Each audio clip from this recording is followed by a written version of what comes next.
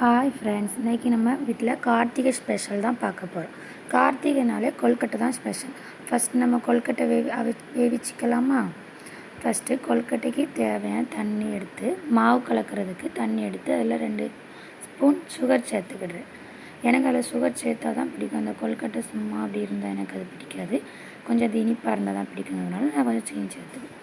இப்போ அந்த தண்ணி நல்லா கொதிச்சிட்டு இப்போ ஒரு பாத்திரத்தில் கொஞ்சம் மாவு எடுத்துகிட்டு இந்த மாவில் இந்த தண்ணியை மிக்ஸ் பண்ணுறோம்.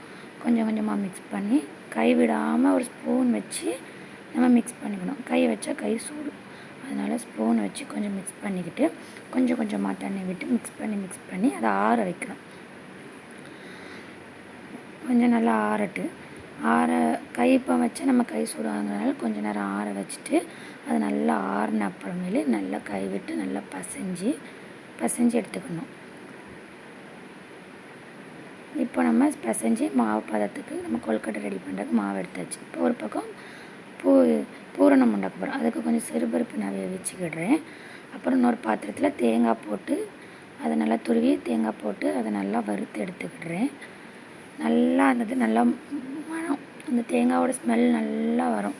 அந்த ஸ்மெல் வர வரைக்கும் நல்லா அதை வறுத்து எடுத்துக்கிட்டு கொஞ்சம் நம்ம பொடிச்சு வச்ச வெல்லத்தை உள்ளே போட்டு நல்லா மிக்ஸ் பண்ணணும். இப்போ அந்த வெல்லம் நல்லா மெல்ட் ஆகிடும். இந்த சூட்லேயே நல்லா வெல்லம் மெல்ட் ஆகிட்டு இப்போ அதில் அந்த சிறுபருப்பையும் போட்டு நம்ம நல்லா மிக்ஸ் பண்ணி எடுத்துக்கிட்டு தான் பூரணம் ரெடி. இப்போ இதில் இந்த ஒரு வயலை எடுத்து அதில் கொழுக்கட்டை வச்சு பூரணத்தை வச்சு நல்லா அமைத்தி எடுத்து நம்மளுக்கு இந்த கொழுக்கட்டை மாவு ரெடி ஆயிடுச்சு. இதுதான் கொழுக்கட்டை. இப்போ எல்லா மாவையும் எடுத்து ரெடி பண்ணி வச்சு இட்லி பாத்திரத்தில் வச்சு வேக வைக்க ஆரம்பிச்சு அடுப்பில் கொண்டு வேக வைக்க வேண்டியதான்.